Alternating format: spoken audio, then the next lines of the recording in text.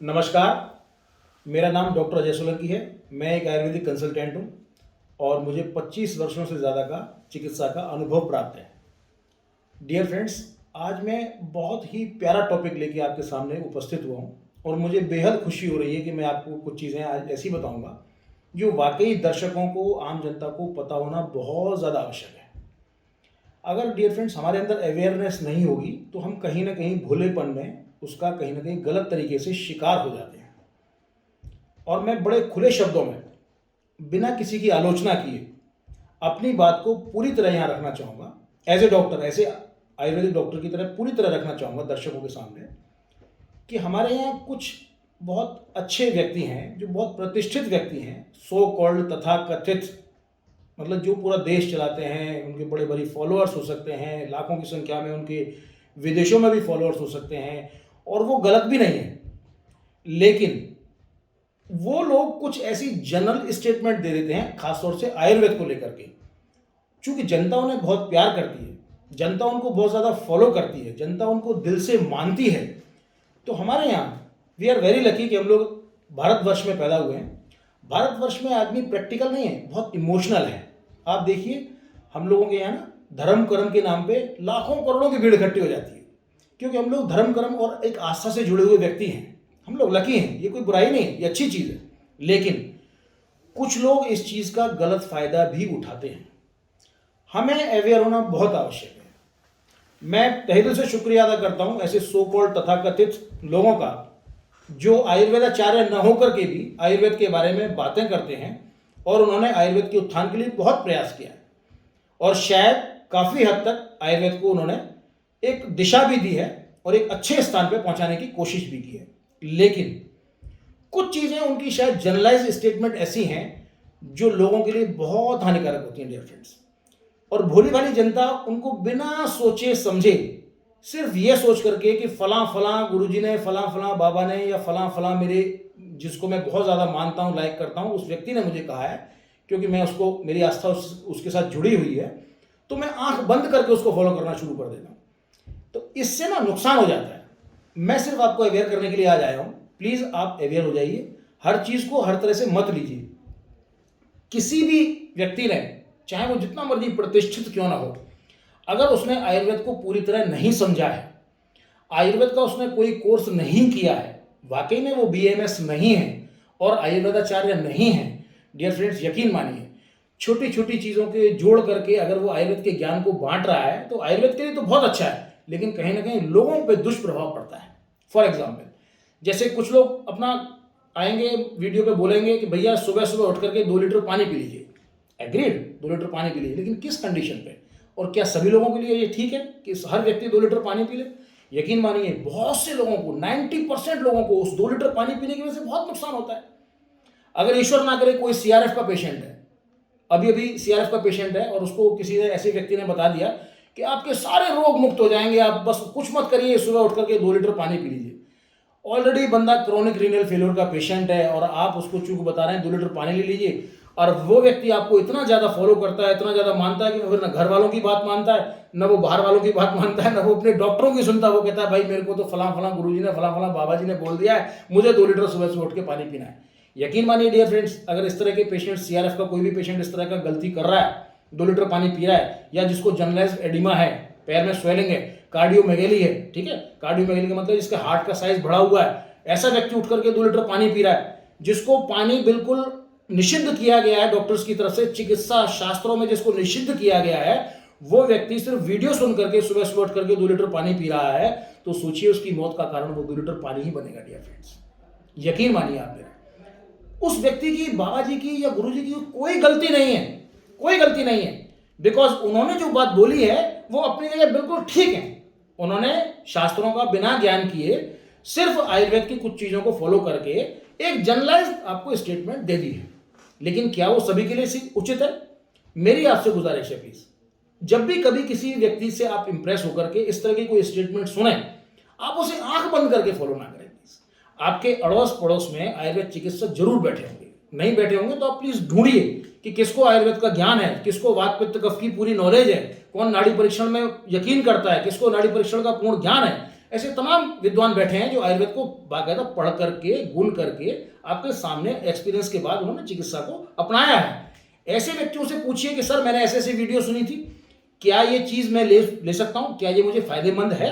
अगर आपका चिकित्सक जो पढ़ा लिखा व्यक्ति है, जिसने बीएमएस की डिग्री ले रखी है, जिसको अनुभव है, वात पित्त कफ की पूरी नॉलेज है, जो चिकित्सा शास्त्र को पूरी तरह जानता है, समझता है, आपको समझता है ठीक प्रकार से, आपके रोगों को समझता है, ऐसे व्यक्ति से अगर आप परामर्श लेने के बाद में वही 2 लीटर पानी पिएंगे, मैं आपको गारंटी दे सकता हूँ 100% आपको फायदा करेगा।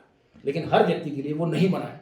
जैसे अब किसी ने कह दिया कि मैंने कुछ पॉइंट लिख के रखे, मैं तो भूल भी जाता हूँ, इसलिए मैंने पॉइंट लिख लिए, पेठे का रस, आंवले का जूस, लौकी का जूस, करेले का जूस, एलोवेरा, मतलब बस उठ करके बस बोल दिया। डियर फ्रेंड्स, हमारे यहाँ ना एक चरक में एक वर्णन आता है, छदम चर कहा गया उसको, जिसको आप लोग कहते हैं ना नीम हकीम खतराए जान।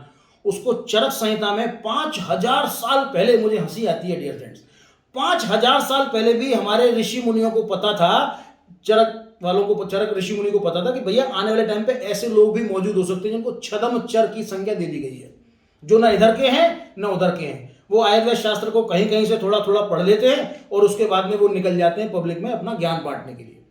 दे are so called highly intellectual persons, but so called indirect way they are so called, वो सचमुच में हाईली इंटेलेक्चुअल पर्संस कम से कम आयुर्वेद में नहीं है। आपके धार्मिक हो सकते हैं, धर्मों में हो सकते हैं, किसी और चीज में हो सकते हैं, उनको बहुत ज्यादा नॉलेज हमसे ज्यादा हो सकती है, लेकिन चिकित्सा शास्त्र में उनकी इतनी ज्यादा नॉलेज नहीं हो सकती। हाँ ठीक है, उन्होंने कहीं से पढ़ा हुआ है, कोई चीज बहुत अच्छी है, उन्होंने अच्छे के लिए बोला, उनकी इंटेंशन बिल्कुल गलत नहीं है, मैं उनकी बुराई नहीं करूंगा कि उनकी इंटेंशन गलत है, लेकिन आपको लेने का तरीका उसका गलत है। उनकी इंटेंशन को समझिए कि वो तो इंटेंशन उनकी बिल्कुल पाक है, बिल्कुल पवित्र है। वो चाहते हैं कि पूरा संपूर्ण देश आयुर्वेद को अपनाए, क्योंकि उनको अच्छी तरह से पता चल गया है, खास तौर से जो हमारे धर्म गुरु हैं, जितने भी हमारे जो इंटेलेक्चुअल पर्सन हैं, उनको अच्छी तरह पता है कि यार ये 5000 साल पुराना जो शास्त्र है ना, ये कोई चिकित्सा शास्त्र नहीं है, यही एकमात्र जीवन जीने की कला है। आयुर्वेद जीवन जीने की कला है। तो कहीं अगर हम अपने व्यक्तियों को भारतवर्ष में जो हमारे फॉलोअर्स हैं 8 लाख, 10 लाख, 20 लाख, 50 लाख, करोड़ करोड़, कम से कम हमारी बात को सुन करके आयुर्वेद की शैली को अपना लेंगे तो कम से कम यार बीमारियों से दूर रहेंगे। उनकी इंटेंशन तो बहुत अच्छी है, बट उनकी जनरलाइज जो स्टेटमेंट होती है, प्लीज आप उस पर आंख बंद करके मत जाइए। आप अपने आयुर्वेद के डॉक्टर को जरूर पूछिए, सलाह जरूर लीजिए, क्योंकि उसको आपकी प्रकृति का पूरा ज्ञान है। वो अल्टीमेटली आपका एक फैमिली डॉक्टर हो सकता है ना। आपका फैमिली डॉक्टर है तो आपको उसको पता होगा कि आपको क्या चीज़ पसंद है, क्या चीज़ अच्छी है, क्या चीज़ आपके लिए बुरी है, कौन से आपके लिए स्वास्थ्य के लिए अच्छी रहेगी, कौन से आपको स्वास्थ्य को खराब कर सकती है। आप उनसे बिना जाने पूछे, आप अपना सिर्फ वीडियो सुन करके कोई भी चीज़ ले रहे हैं, मैं आपको गारंटी के साथ कह सकता हूँ 99% डेथ का कारण आपका भोलापन, आपकी इस तरह की अपनाई हुई चीज़ें हो जाती हैं। और बाद में लोग कहते हैं कि आयुर्वेद का मुझे बहुत मतलब, मैं कई 90% लोगों को मैंने देखा आयुर्वेद की बुराई करते हुए। कारण क्या है कि उन्होंने आसपास के लोगों को ये बताया कि मैंने आयुर्वेद की ये चीज़ ली, आयुर्वेद की वो चीज़ ली। जैसे एलोवेरा है, एलोवेरा के जूस को, बस एलोवेरा का जूस ले लो, पी लो, किसी को क्या असर करेगा कोई पता नहीं। अब हर एक को लगता है कि एलोवेरा हर एक के लिए अमृत है। डियर फ्रेंड्स, ऐसा नहीं है कि एलोवेरा हर एक के लिए अमृत है। आपकी प्रकृति, आपके आपके जो दुख दर्द हैं, आपके जो रोग हैं, उसके अकॉर्डिंग आपको देखना चाहिए। आपके चिकित्सक को आपको परामर्श जरूर करना चाहिए। आयुर्वेद चिकित्सक डिसाइड करेगा। क्या हम अगर एलोवेरा इसी तरह से अगर इतना अमृत है, तो क्या आयुर्वेद के सारे पर्चे पे हर जो इतने भी डॉक्टर हैं अपने हर मरीज को एलोवेरा का जूस पिला रहे हैं? क्या संभव है? क्या देखा आपने कि आयुर्वेद का कोई डॉक्टर है जिसने 100 पेशेंट आज मैंने देखे ओपीडी में, और 100 के 100 लोगों को मैंने एलोवेरा का जूस लिखा हो? मुझे याद नहीं जिंदगी में आज तक मैंने कभी किसी को एलोवेरा का जूस बिना जबरदस्ती किसी को लिखा हो। जब तक कि जरूरत नहीं है किसी चीज को, जहां जरूरी है वहां जरूर पिलाइए, लेकिन हमेशा वो जरूरी नहीं होता। लेकिन जनरलाइज स्टेटमेंट क्या बोलती है? पेठे का जूस पी लीजिए। अरे शीतल है, शीत पित्त है, उसका जो वीर्य है वो शीत वीर्य है। अब शीत वीर्य को अगर आप ले लेंगे तो आपका उष्ण वीर्य है, शीत वीर्य है, आपका क्या है, किस तरह की आपकी बीमारी चल रही है, क्या आपको प्रॉब्लम चल रही है, क्या आपकी प्रकृति है, कोई भी लेना देना नहीं। आपने उठा करके पेठे का जूस पीना शुरू कर दिया, आप बीमार पड़ गए, आप किसको दोष देंगे? आयुर्वेद को दोष देंगे। आयुर्वेद का इसमें कोई दोष नहीं है। आयुर्वेद तो बहुत अच्छी चीज है। किसने बोला आपको कि आयुर्वेद को आप बिना सोचे समझे इस तरह से कुछ भी ले लीजिए? जैसे एलोपैथिक मेडिसिन को आप बिना सोचे समझे नहीं ले सकते, इसी तरह से आयुर्वेद को भी आप बिना सोचे समझे नहीं ले सकते। इसके साइड इफेक्ट नहीं होते डियर फ्रेंड्स। मैं मानता हूं कि आयुर्वेद में साइड इफेक्ट नहीं है, लेकिन उसके इफेक्ट तो हैं। अब आपकी बीमारी पे वो अगर बढ़ा रहा है, उसको वो इफेक्ट तो करेगा ही करेगा। अगर मान लो आपको कोई ऐसी चीज है जहां शीत वीर्य आपको लेना ही नहीं है, लेकिन आप वहां शीत वीर्य ले रहे हैं और डॉक्टर ने आपको मना कर रखा है कि उसने औषधियां चला रखी हैं उष्णवीर्य की, आपने ले लिया, ऊपर से शीतवीर्य, किसी तथाकथित विद्वान को सुन करके आपने वो चीजें ले रखी हैं। अब विद्वान बोलते हैं आपको लेना चाहिए, आपको फायदा करेगा, विद्वान ने तो कुछ अपनी इंटेंशन के हिसाब से बोल दिया। वो विद्वान है, मैं मानता हूं वो विद्वान है, लेकिन वो आयुर्वेद के विद्वान नहीं है, वो जनरलाइज विद्वान है, उन्होंने कुछ और डिग्रियां ले रखी हैं, वो कहीं धार्मिक प्लेस पे बैठे हुए हैं, बहुत अच्छे लोग हैं वो, लेकिन वो आयुर्वेद का इस तरह से नहीं कह सकते कि हर बंदा 100% लोगों को अब यही लेना चाहिए। आपको उष्णवीर्य की मेडिसिन दे रखी हैं, आप उधर शीतवीर्य को अपना रहे हैं, क्या होगा, वहां कंट्राइंडिकेशन हो जाएगा, कंट्राइंडिकेशन होते ही वहां पे उथल पुथल आपके शरीर में शुरू हो जाएगी। इसको आप आयुर्वेद का कोई साइड इफेक्ट नहीं बोल सकते, ये आपकी आपने जो खुद लिया है वो अपने एक तरह से पॉइजन का काम किया है। आप खुद देखिए ना कि क्या कर रहे हैं आप लोग। तो मेरी आपसे हाथ जोड़ के विनती है कि ज़्यादा से ज़्यादा लोग इस वीडियो को जो देख रहे हैं वो अधिक से अधिक संख्या में इसको शेयर करें, सब्सक्राइब करें और मैक्सिमम से मैक्सिमम लोगों को, अपने यार दोस्तों को, रिश्तेदारों तक पहुंचाएं, ताकि कम से कम उनको ये समझ में आए कि हमें क्या चीज़ लेनी है और क्या चीज़ नहीं लेनी है। और मैं आशा करूंगा कि आज के बाद आप कम से कम सुन करके, खासतौर से सिर्फ सुन करके कोई भी चीज़ ग्रहण नहीं करेंगे जब तक कि आपका आयुर्वेद का डॉक्टर उस चीज़ को नहीं बोलता है। आप सुनिए, समझिए, पूरा आदर से सुनिए, आदर से समझिए उस चीज़ को, लेकिन चिकित्सक की देखरेख में ही वो चीज़ आपने लेनी है, अन्यथा वो आपको 100% नुकसान करेगी। धन्यवाद।